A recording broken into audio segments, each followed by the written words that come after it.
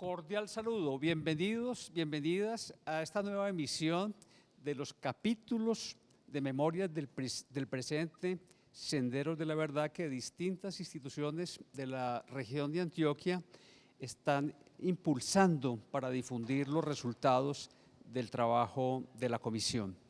Hoy tenemos dos invitados que son de la región, un hombre y una mujer con historias muy peculiares, muy vinculadas a la tragedia que hemos vivido y también a la perspectiva del trabajo que la comisión planteó.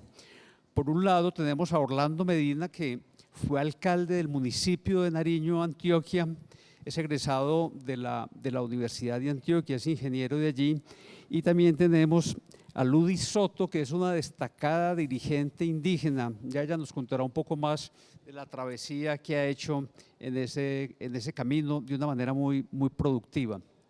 Y voy a empezar con Ludis. Ludis, ¿cuál es la memoria que usted tiene de su tierra allá en el Bajo Cauca, cuando estaba más niña, más joven?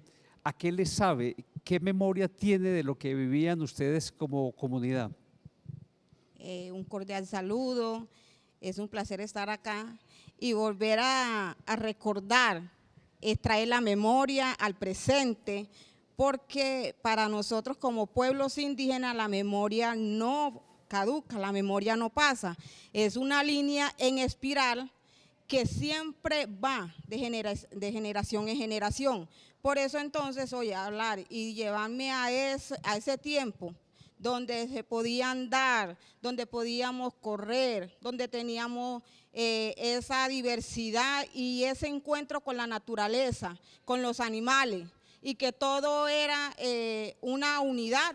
Entonces eso nos hace a nosotros recordar y decir que en ese transcurrir del tiempo nosotros vivíamos y tenemos esa historia feliz y en paz, porque eso era lo importante.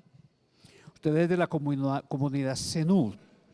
¿Qué características tiene esa comunidad, si se puede decir, peculiares frente a otras comunidades indígenas en Colombia? Bueno, la comunidad o el pueblo Zenú es descendiente de todo lo que es la región de Córdoba, Sucre, Bolívar, y que nuestros mayores, en busca de nuevos horizontes y de esa cercanía con el medio ambiente, con el territorio, llegaron al municipio del Bajo Cauca, donde compone Cáceres, Caucasia, Tarazá, Nechí, Bagre. Entonces ahí se asentaron y hubieron los primeros asentamientos indígenas del pueblo Zenú, que nos identificamos por nuestra cultura, por nuestra pesca, por nuestras artesanías. Y bueno, tenemos allí un factor que es nuestro idioma propio, que el pueblo Zenú fue más colonizado, pero que ahí quedó la memoria y que siempre la respaldamos a través de nuestros ancestros y nuestras comidas típicas que nos identifican también de otra cultura. Nuestro pensar que está en el espiral, en el sombrero, que es netamente y autónomo del pueblo Zenú, y que somos los que cultivamos la caña flecha. Entonces no hay otro que asimile o que trate de imitar eso, porque eso es elaborado y es hecho por las manos de las mujeres y hombres artesanos en nuestros territorios, y que cuando creamos la pinta de los sombreros o de lo que nosotros trabajamos es un significado de vida, y ahí está la historia del pueblo Zenú reflejado. Y de ahí deriva una resistencia extraordinaria frente a las dificultades que se han vivido en este país y que ustedes vivieron de una manera muy especial. Yo quería preguntarle a Orlando, ahorita nos va a hablar un poco de cómo fue ese ejercicio suyo como alcalde de Nariño en tiempos difíciles, pero quiero evocarle también la memoria como de esa geografía inmensa en la que usted nació, con esos páramos ahí muy altos. Quienes hemos pasado por allá tenemos en la memoria desde luego el río San Pedro y el río Samaná, esa colonización cafetera extraordinaria. ¿A qué le sabe usted, Nariño, Antioquia? Alonso, gracias por la invitación al programa. Bueno, yo no soy oriundo del municipio de Nariño, es decir, yo fui a trabajar al municipio de Nariño en calidad de jefe de planeación, pero en la época en la que llegué a Nariño era un municipio con una geografía espectacular, tiene una topografía muy quebrada, todos los climas. A pesar de ser un municipio con dificultades en sus recursos económicos, era un municipio de gente muy, muy emprendedora, absolutamente tranquilo, con un paisaje extraordinario y una gente con una calidad humana excelente. O sea que usted llegó allá ¿en qué año? Yo llegué al municipio de Nariño a principios del año 1994. ¿Y fue alcalde cuándo? Fui alcalde en el periodo 98-2000. En el peor momento, que fue en el que la guerrilla ya definitivamente se asentó en la región. Por supuesto. La incursión de la guerrilla en el municipio de Nariño empezó más o menos a mediados del año 1994. Allá incursionó el Frente Noveno de las FARC y posteriormente, ya a finales de la década, el Bloque 47 de las FARC. Nariño sufrió 2 tomas guerrilleras, una en el año 1996. Casi luego de esa toma guerrillera fue asesinado el alcalde Luis Alfonso Giraldo Osorio, y luego fuimos víctimas de una de las tomas guerrilleras más cruentas del país en el año 1999, una toma guerrillera con un alto poder de destrucción y con muchas víctimas, 8 policías, 9 civiles, entre ellos 4 niños. Y tronaba también esa destrucción y esas tomas en los municipios vecinos, porque fue la región, Argelia, Arboleda, todo esto, ¿verdad? Por supuesto, fue una época en la que hubo una escalada por parte de las FARC, casi que en todo el territorio nacional, pero en el oriente antioqueño particularmente, en algunos municipios sufrimos tomas guerrilleras, como fue el caso de Granada, por ejemplo, también una guerrillera con alto poder destructivo, en Argelia, en Nariño y en Arboleda, por supuesto, corregimiento vecino de ahí del departamento de Caldas. Es muy difícil resumir y voy a invitar a Ludis para que vaya pensando, porque son tantas cosas. ¿Qué diría que fue el gran daño que la guerrilla, bueno, tenemos reclutamiento forzado y secuestro y las desapariciones y las tomas que usted… Pero si tratara de decir cómo resumo yo el gran daño que la guerrilla le hizo a Nariño, Antioquia, ¿cuál sería? Es muy difícil entrar a resumir, porque miraba en todo el contexto, pues indudablemente las 2 tomas guerrilleras, sobre todo la segunda toma guerrillera con ese alto poder destructivo que tuvo, le hizo un daño enorme, no solamente por la destrucción y por la pérdida de vidas y la parte material, sino porque a partir de esa toma guerrillera, Nariño empezó en un absoluto declive. Nariño ya no quería ser visitado. Muchas de las personas residentes en el municipio tomaron la decisión de irse de la región, pero hay otros porque pues, uno pensar de lo que significó la presencia de las FARC en el municipio, porque luego de la toma guerrillera hay que resaltar que nosotros tuvimos abandono por parte del Estado, nos dejaron a merced de la guerrilla. Y durante esa época la guerrilla se dedicó a asesinar de manera selectiva. En Nariño no solamente asesinaron el alcalde, sino el personero en la época en la que yo me desempeñé como alcalde del municipio de Nariño. En Nariño asesinaron concejales, presidentes de juntas de acción comunal y de otro lado también foráneos y personas que no estuvieran de acuerdo con su filosofía, de tal modo que a mi juicio en esa época la guerrilla de las FARC instauró la pena de muerte en el municipio de Nariño, pero de otro lado en el municipio de Nariño hubo incorporaciones de los menores a las filas guerrilleras, hubo desapariciones, hubo secuestros, hubo sometimiento de la población civil, extorsiones a los comerciantes, que en unas circunstancias bastante difíciles en materia de economía fueron extorsionados por los miembros de las Mejor FARC. dicho, 1000 daños. Ahorita tiene que pensar usted, yo sé que ustedes ya lo entienden, pero yo quiero que me ayuden a que quien nos va a ver en esta transmisión de Teleantioquia entiendan qué pasó cuando ustedes decidieron mirar a los ojos a quienes hicieron tanto daño. Pero por ahora, Ludis, en esa vivencia tuya como líder indígena, pues tienes una memoria extraordinaria y lo he escuchado del padecimiento específico de las comunidades indígenas y del padecimiento de las mujeres dentro del conflicto. ¿Qué pasó? ¿Qué vivieron ustedes? Bueno, vivencias y lo que decimos, gran afertamiento en medio de este proceso. La primera es que el gran daño que le hicieron a nuestra zona es, primero, ser llamada zona roja. Con solamente esa descripción hicieron un daño, tanto en la zona como a los que habitamos en la zona. ¿Por qué? Porque entonces, ¿qué miedo ir?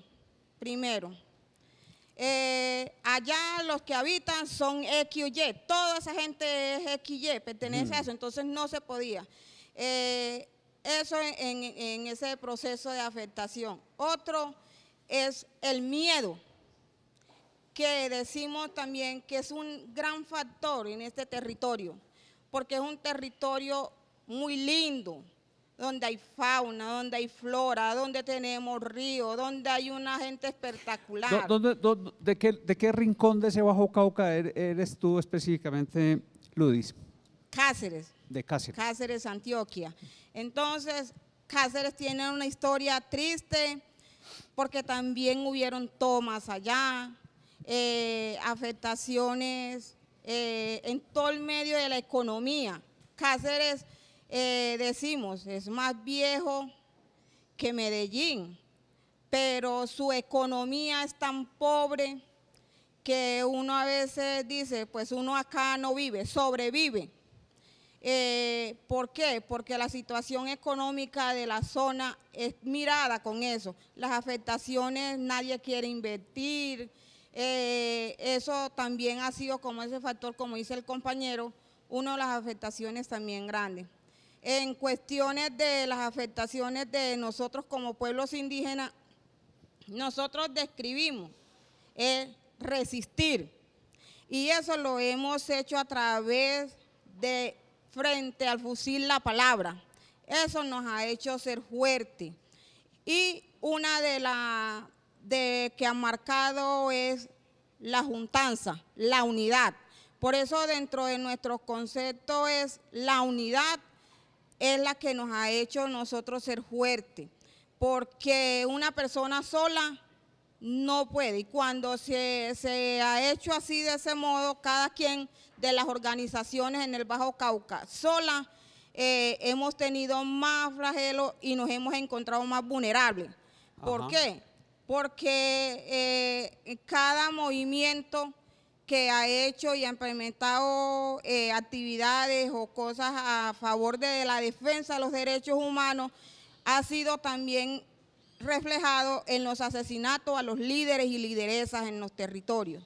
Entonces, eso ha sido también como el modo que hemos encontrado de juntarnos, tanto campesinos, sector mujer, mineros, afro, y hacer todo esto en juntanza.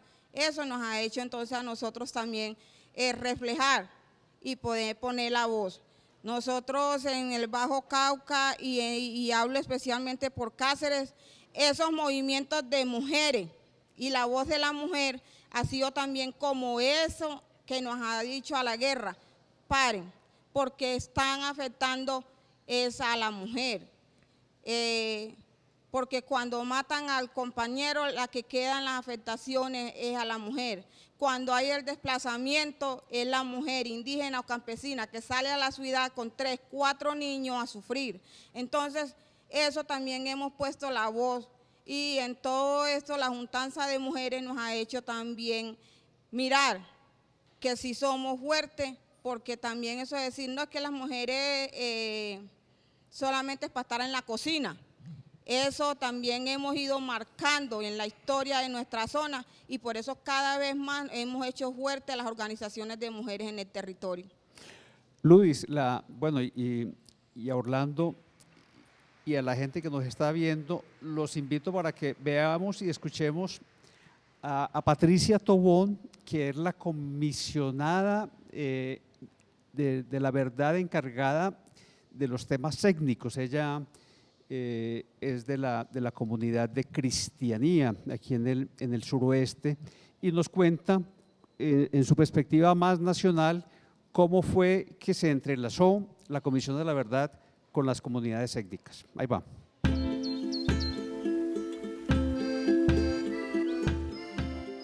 El capítulo étnico fue un proceso de participación de las voces étnicas en la comisión.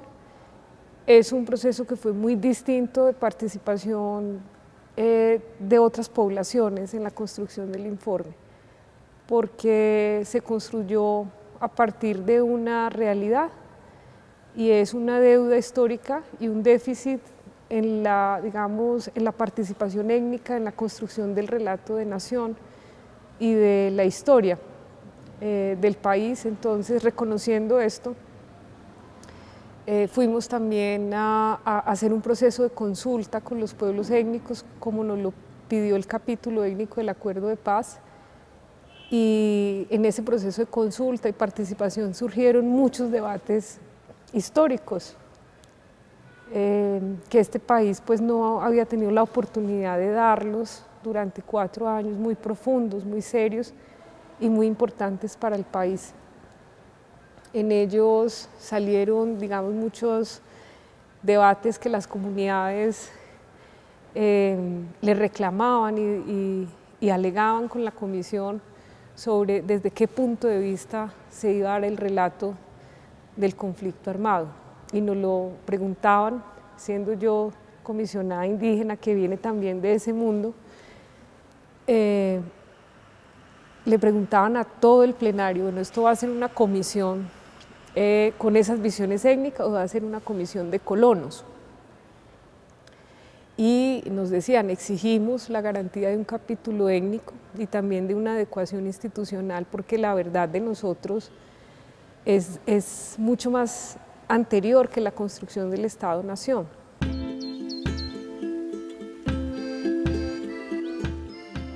Continuamos aquí en esta serie de programas sobre el informe de la Comisión de la Verdad, Memorias del Presente, Senderos de la Verdad. Y quiero preguntarle a Orlando, que es exalcalde del municipio de Nariño, como víctima, que lo fue rotundamente él y su gente y su comunidad, cuando empezó el tema, después del acuerdo de paz de la Comisión de la Verdad, ¿qué le parecía? ¿Le sonaba, no le sonaba? ¿Qué resistencias pudo tener usted o qué aperturas? No sé, cuénteme cómo lo vivió. No, es decir, de mi parte nunca ha habido resistencia y no creo, pues, mucho menos pues, por parte de la comunidad hablar del término resistencia. Yo quiero referirme pues a la labor de la Comisión de la Verdad. No inmediatamente fue creada, sino que la Comisión de la Verdad se dio a la tarea de propiciar encuentros entre víctimas y victimarios de la región del suroriente antioqueño. Sí. Eso incluía a los municipios de Abejorral, de Argelia, de Nariño y de Sonsón. De tal modo que inicialmente convocó a algunos líderes y algunas víctimas para que se reunieran con unos exmiembros de las FARC, o sea, los firmantes, con el propósito inicialmente de que se conocieran y de crear una estrategia a partir de unos cuadernos de la verdad. Ajá. Para tratar de acercar a víctimas y victimarios. Cuente un poquito qué es eso de los cuadernos de la verdad. De tal modo que luego de esa reunión más bien dio origen a una reunión en la región, particularmente, o sea, se realizó en el municipio de Sonsón y estuvieron representaciones de estos 4 municipios.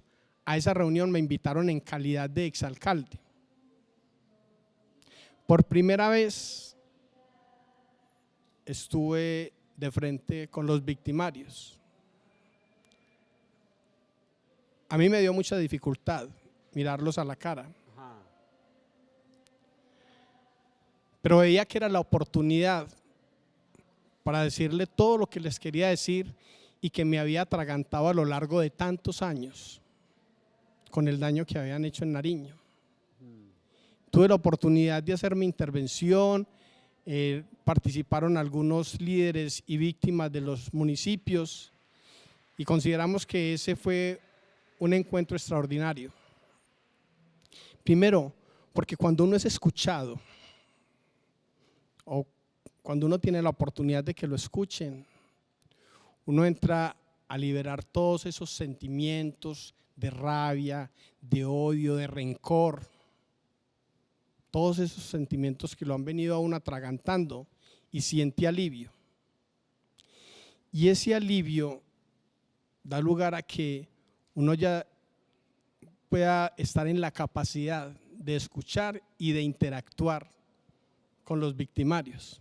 Esa fue la experiencia en el municipio de Sonsón, ¿sí?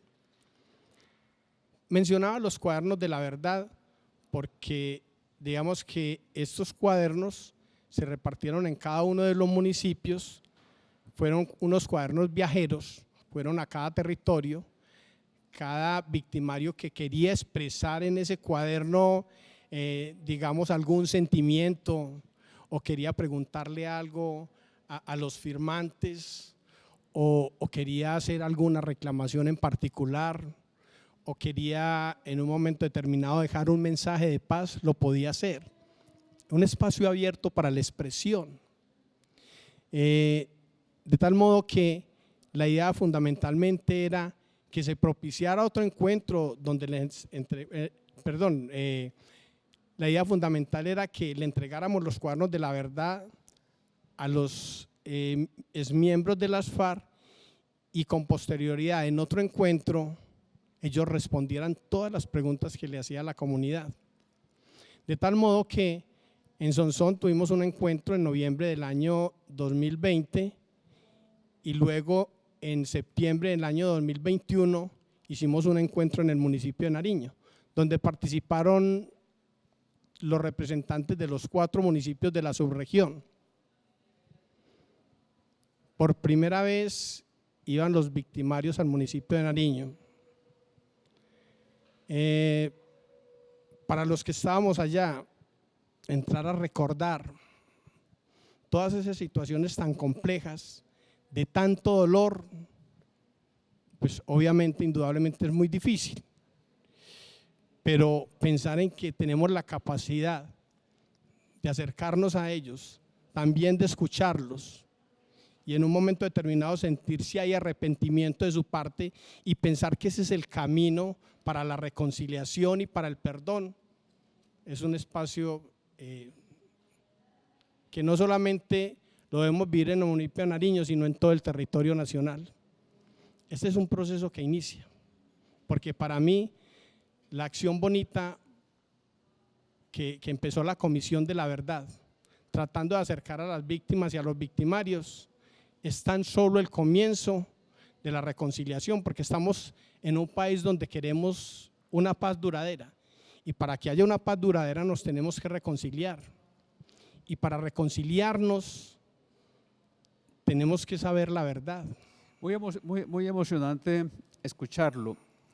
Ahorita me gustaría que me contara, voy con Ludis un minuto, ¿qué piensa usted que iba pasando en ellos en la medida que transcurría ese proceso? ¿Cómo fue en el caso suyo, Ludis, y de su gente, ese acercamiento al trabajo de la comisión? Bueno, nosotros desde antes ya habíamos tenido en la zona de Bajo Cauca otro proceso de desmovilización, donde estuvimos también presentes varios líderes y allí acompañamiento también de la organización indígena, los municipios. Entonces fue también un proceso de escuchar, de sanar, de perdonar, de encontrarnos allí. Entonces, cuando nace este otro proceso, nosotros lo esperábamos. ¿Por qué? Porque decíamos, es el tiempo también de escuchar a los que no habíamos podido escuchar, de encontrarnos con ellos en otra dimensión, porque ya habían habido varios intentos fallidos con ese proceso con la FARC. Y si bien recordamos, quedó una silla vacía, eso que se volvió famoso. Entonces, para nuestra zona, ver que eso que nosotros en el territorio anhelábamos se dio a través de todo este proceso y que iba a ser otro proceso de cara con los que no habíamos podido escuchar, porque nosotros somos conscientes que cuando escuchamos a la otra persona tenemos la opción también de sanar, porque todo tiene varias partes y que se hace necesario de escuchar a ambas. Entonces eso también fue anhelado en el territorio, porque nosotros confiamos y todavía creemos que la paz se hace desde el diálogo, desde sentarnos a mirar las diferencias, que todos somos iguales, así piensemos diferente. Entonces también eso nos dio a nosotros ese espacio de escuchar. Y dentro de eso el capítulo étnico, para nosotros los pueblos indígenas, fue algo fundamental, porque fue encontrar también esa respuesta dentro de aquellas personas que no había sido posible de escuchar. Entonces también allí hacer todo este proceso de duelo y decir, el primer afectado dentro de todo ese conflicto fue nuestra madre tierra. Ajá.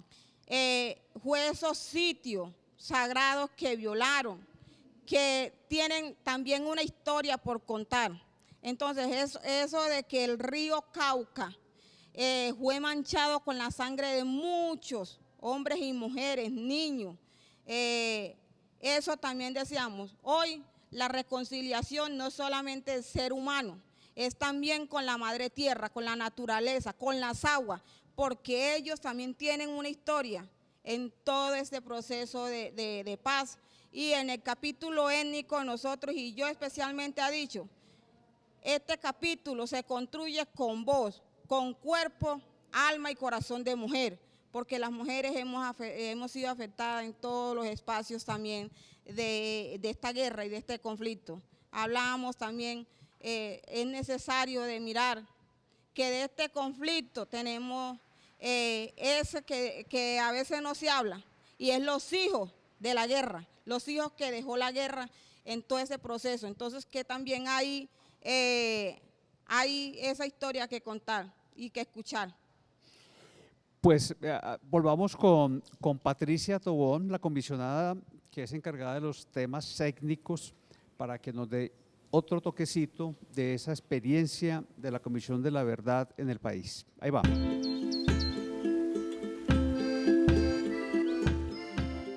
...17 macroterritorios étnicos son hoy uno de los mayores epicentros del conflicto armado. Son territorios que pudimos identificar que desde los años 60 vienen siendo ocupados por diferentes grupos armados y que se han estado disputándose unos con otros hasta la fecha actual. Esos 17 macroterritorios tienen algo en común, y es que están en zonas que se comunican con todas las fronteras del país. Son zonas de comunidades indígenas y afrodescendientes que están interconectadas, que conectan a través de ríos, de selvas, de caminos hacia zonas de frontera. y son los corredores que hoy se usan para el narcotráfico, pero también para el contrabando y para otros, digamos, economías que hay en la región. También encontramos que en estos corredores los grupos armados viven de las rentas de los megaproyectos que el Estado ha puesto en estas comunidades y que estos grupos encuentran a través de la extorsión de estas empresas la manera, digamos, de cobrar una renta para sus grupos, y todo esto ha generado una disputa y en estas zonas, si bien estos grupos, los primeros, las guerrillas llegaron por asuntos ideológicos, posteriormente se volvió un asunto de rentas y de, digamos, de una guerra por ideologías a un asunto de disputas por economía. Entonces estos 17 macroterritorios, nosotros hemos pedido como comisión que sean revisados por todas las instituciones del Estado, que sean un referente para que la Fiscalía General de la Nación pueda terminar los estudios y revisar lo que ocurre en estos territorios, y que sea uno de los temas prioritarios para los gobiernos, poder mirar cómo se hace digamos, un plan de consolidación especial para la recuperación y la protección de estos territorios de pueblos étnicos afectados gravemente por el conflicto armado y donde es uno de los epicentros mayores de esta confrontación.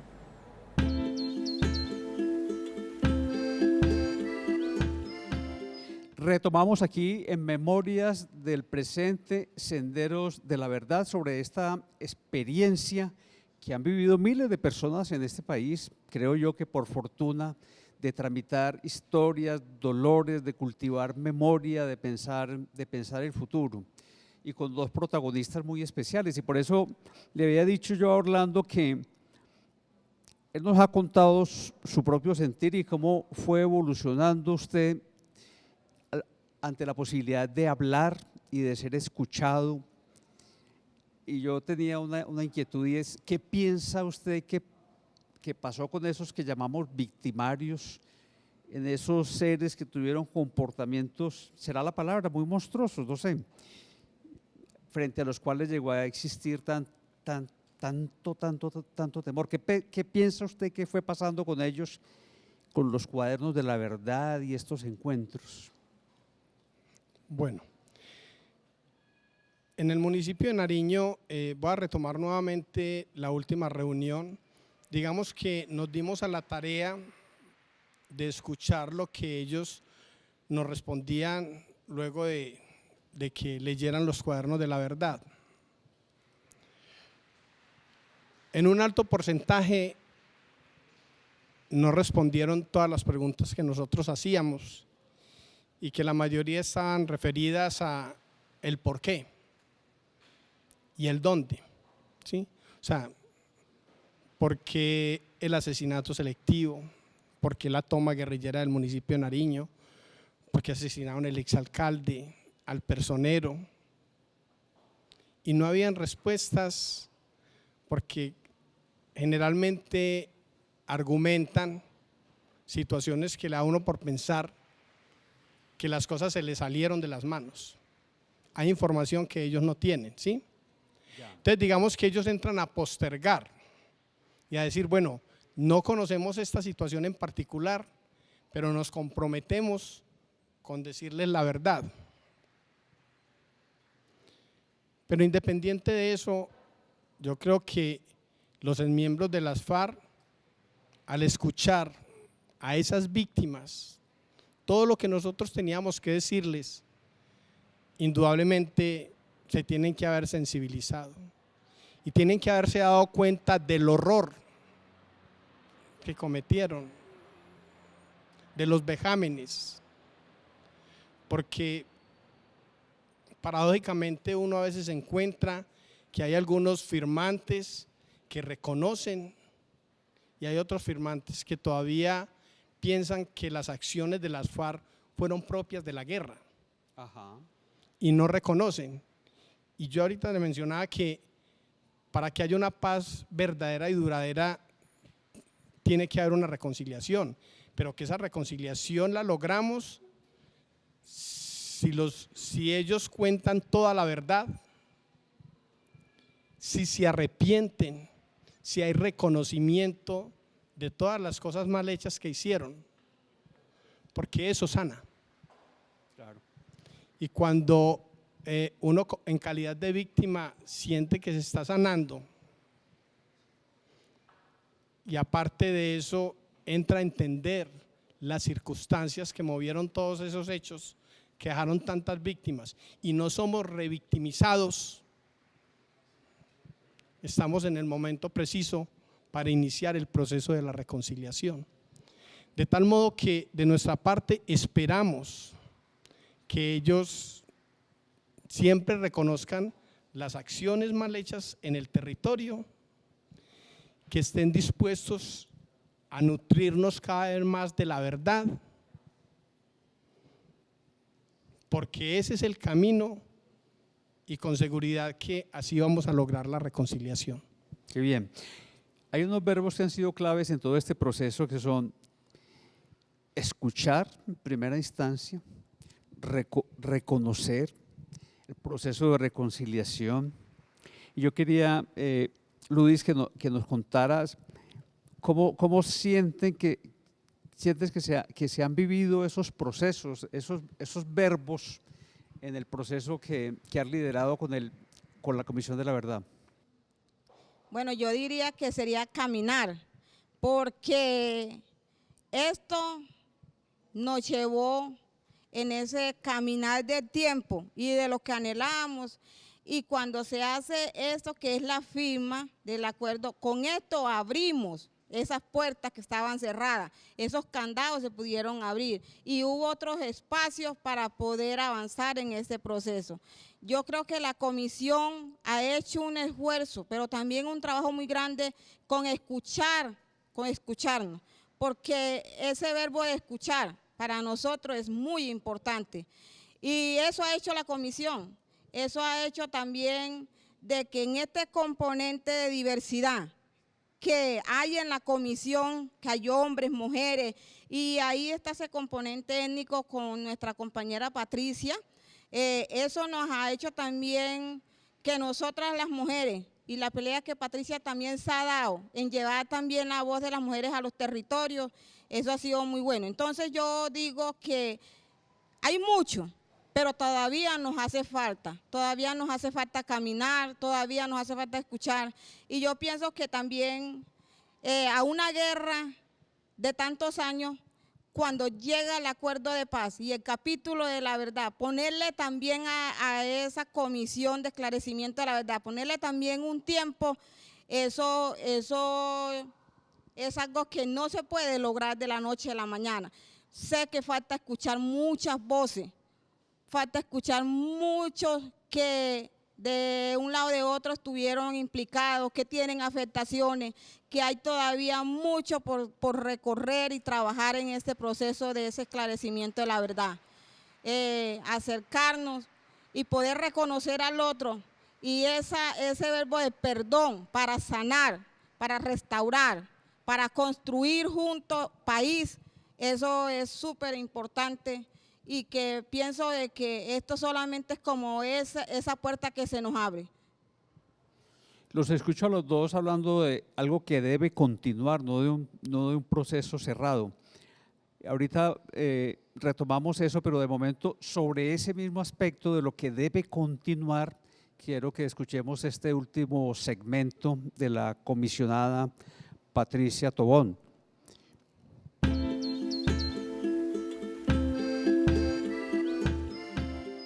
Creemos que la Comisión de la Verdad aporta elementos importantes que valen la pena que sean no solamente revisados, sino que lo puedan debatir en términos de cuáles podrían ser las acciones conjuntas, reales, efectivas, que la sociedad puede emprender, las instituciones, para poder hacer la transición.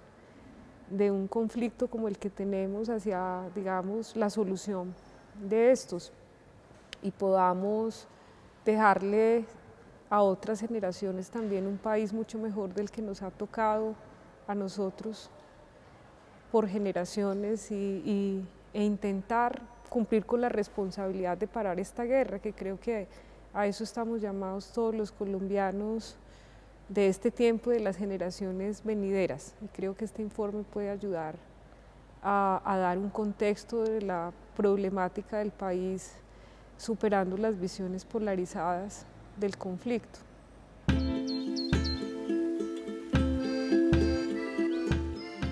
Último segmento de Memorias del Presente, Senderos de la Verdad, en estas reflexiones sobre el trabajo de la Comisión de la Verdad, que como ustedes saben, cerró su ciclo institucional, pero les he escuchado a este par de invitados extraordinarios una reflexión que creo que es la más trascendente, y es: la comisión como tal llega a su fin, pero no tanto el proceso para escuchar, conocer, perdonar, reconciliarnos y pensar el futuro.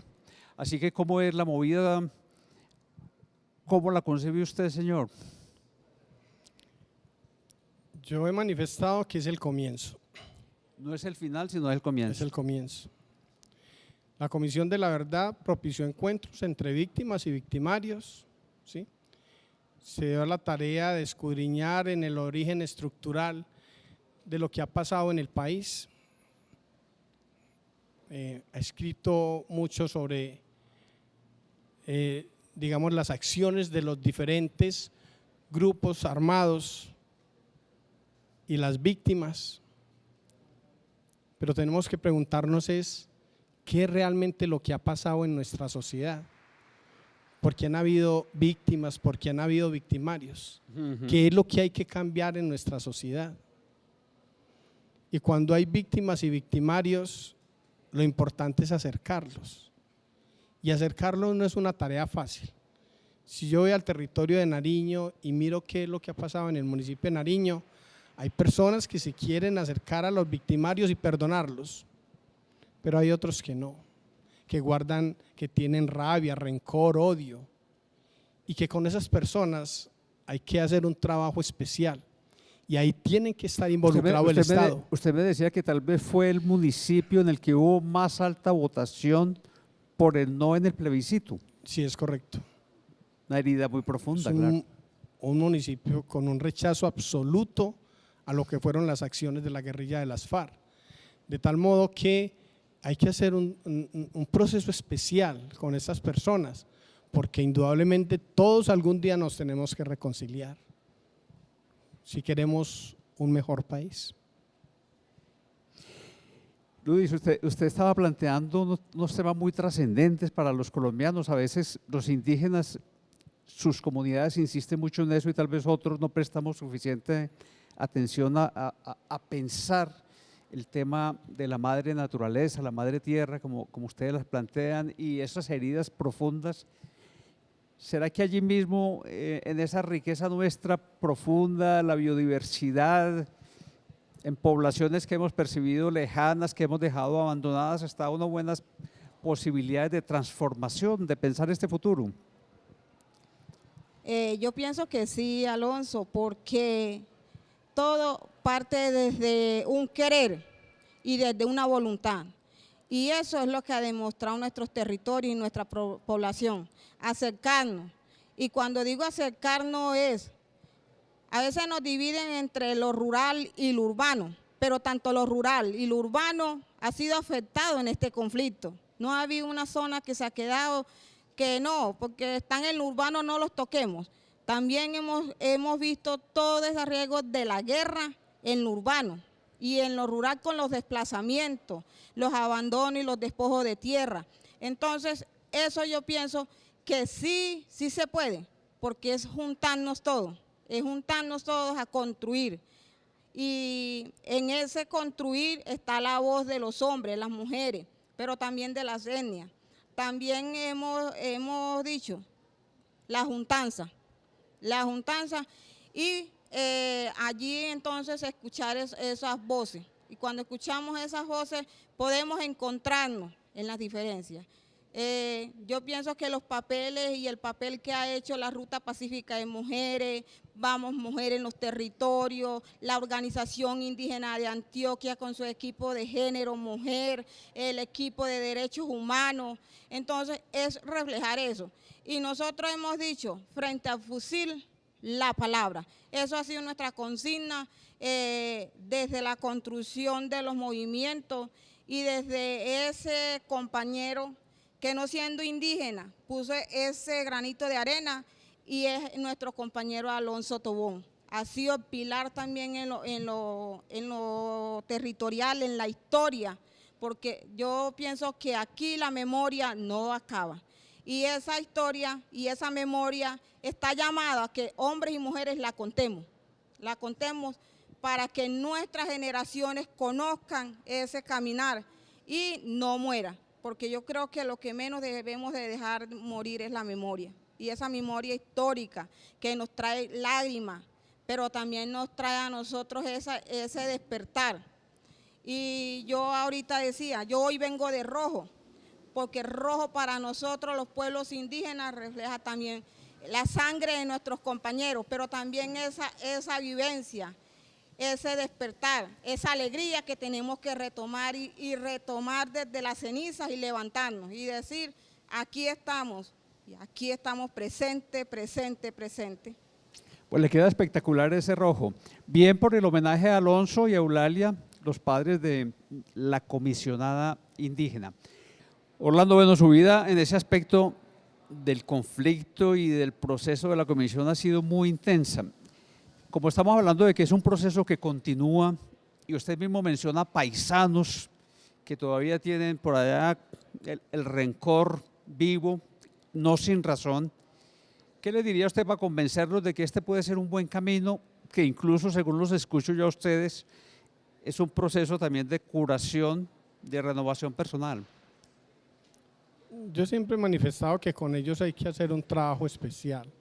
O sea, a una persona cuando le decimos, este es el camino y debe ser la reconciliación, pero tiene el recuerdo vivo de sus hijos menores de edad que fueron vilmente asesinados, no es una tarea fácil.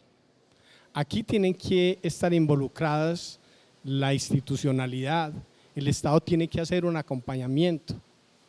Es cómo vamos a resarcir a las víctimas en todos los sentidos, ¿sí? ¿Cuál es el acompañamiento emocional, el acompañamiento psicológico? ¿Qué es lo que hay en el corazón de cada una de estas personas? ¿Cómo vamos a propiciar verdaderos encuentros entre víctimas y victimarios? Pero sobre todo esas víctimas que todavía siguen ahí, ocultadas en el odio y el rencor, que no quieren la presencia de ese ser al que rechazan y han rechazado a lo largo de muchos años.